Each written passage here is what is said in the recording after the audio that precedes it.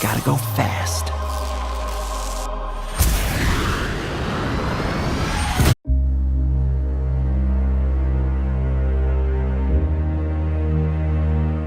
So what advice do I have for college graduates? Certainly, I'd invite you to apply for a job at SolarCity or Tesla or SpaceX. And if not, then if that doesn't work for whatever reason, then apply to jobs at other companies in that arena, or try starting a company. If you study engineering and you figure out how to design new things, then it's relatively easy to start a company. You just need to get a few like-minded people with you. Although I have to say that the space business is quite hard to start a company in the space business because it's such a capital-intensive business. So it may be better to do something in solar power, or if you're going to do it in cars, do it as kind of a component supplier for cars or something like that. Musk has college degrees in business and physics, but SpaceX is his first venture in aerospace. How did you get the expertise to be the chief technology officer of a rocket ship company? I do have a physics background. That's helpful as a foundation. And then I read a lot of books and talked to a lot of smart people.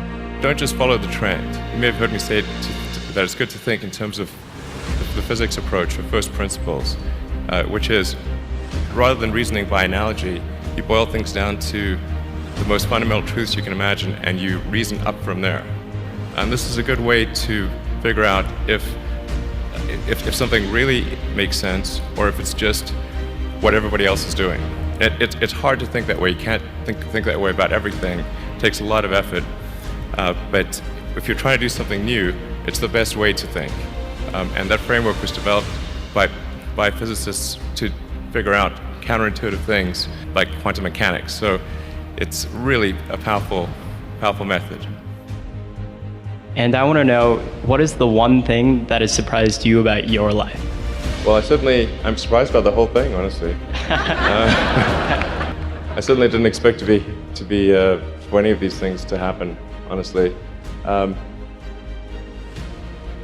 Yeah, I just I knew I wanted to be involved in technology, and in fact, the only reason I started a company back in '95, an internet company, was because I couldn't get it. There were only a few internet companies, and I couldn't get a job at any of them. So I tried to get a job at Netscape, and sent my resume in and tried hanging out in the lobby, but I was too shy to talk to anyone. And then I was like, okay, well, I guess I'll have to start a company because I can't get a job anywhere. Thank you.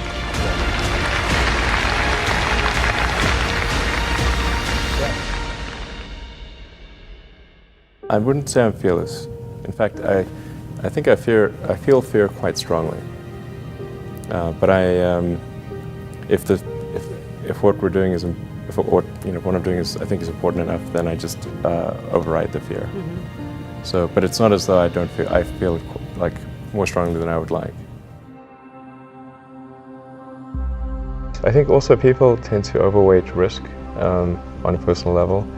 It's one thing if you've got, a mortgage to pay and kids to support, and that if you were to deviate from your job, how are you going to feed your family and pay the rent? And okay, that's understandable. But let's say you're young and you're just coming out of college or coming out of high school or whatever. What do you risk?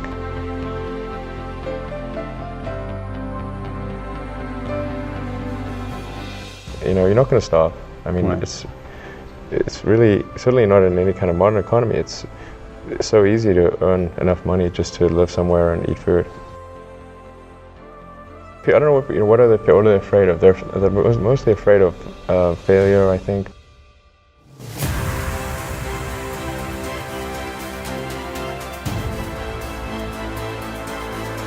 People should be less risk averse when there's not much at risk.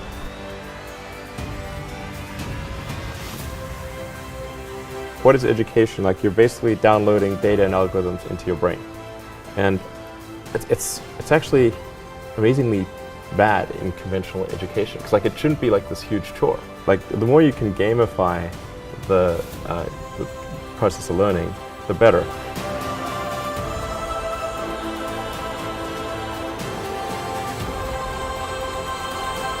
I was at sort of a slight existential crisis because I was trying to figure out what does it all mean? Like, what's the purpose of things? And I came to the conclusion that if we can advance the knowledge of the world, if we can do things that expand the scope and scale of consciousness, then we're better able to ask the right questions and become more enlightened, and that's really the only way forward. What drives you? What is it that when you wake up in the morning, do you see a problem and you want to solve it? The thing that drives me is that I want to be able to think about the future and feel good about that. That we're doing what we can to have the future be as good as possible. To be inspired by what is likely to happen, and to look forward to the next day. So that's what really drives me is trying to figure out how do we make sure that things are great and going to be so, and that's the underlying principle behind Tesla and SpaceX. Is that I think it's pretty important that we accelerate the transition to sustainable generation and consumption of energy. It's inevitable, but it matters if it happens sooner or later.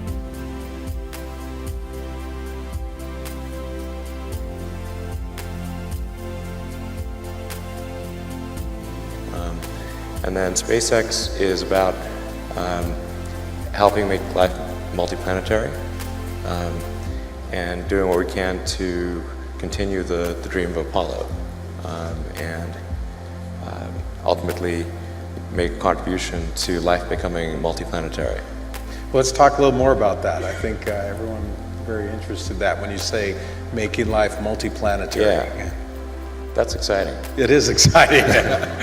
So what's your vision there? I think, particularly for Americans, like you think about America is a nation of explorers. People came here from other parts of the world that, chose to give up the known in favor of the unknown. So I think exploration, I think the United States is a distillation of the human spirit of exploration. So that's why it appeals to Americans so much. You can see this when, say, there was a shuttle tragedy and 7 people died, and that's terrible. But a lot of people die all the time. But why do we care so much? Because it was the dream of exploration that was dying along with those people. That's why. I thought both Tesla and SpaceX would fail at the beginning. You saw it? Yeah, sure. Really? Of course. But nevertheless, you put all your money in that. I expected to lose it.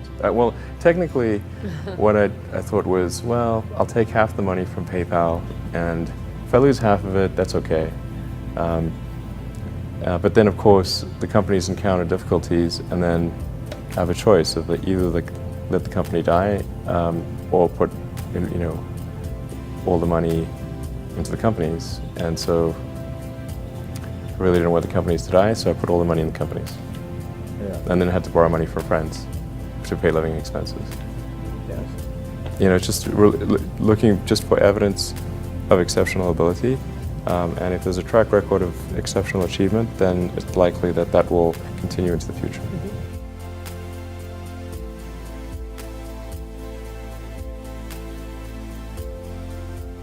Well, it really depends on the stakes. If the stakes are high, if it's really important, then one should, will overcome the fear and just do it anyway.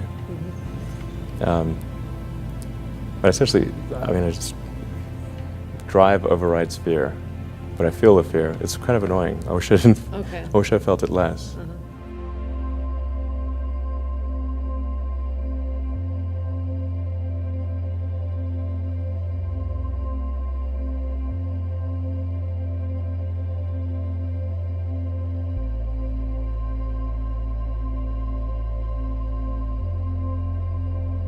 I'm sorry, Major. What was your name? Benny. Nobody cares.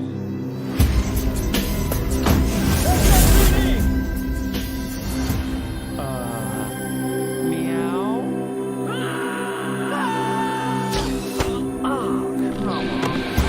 Okay, pal, I want to basically look like I'm gonna have to save the planet.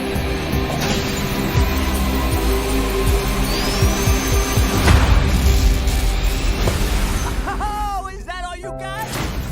No, but thank you for asking. Whatever this creature is, our job is to secure it, neutralize it, see what makes it tick.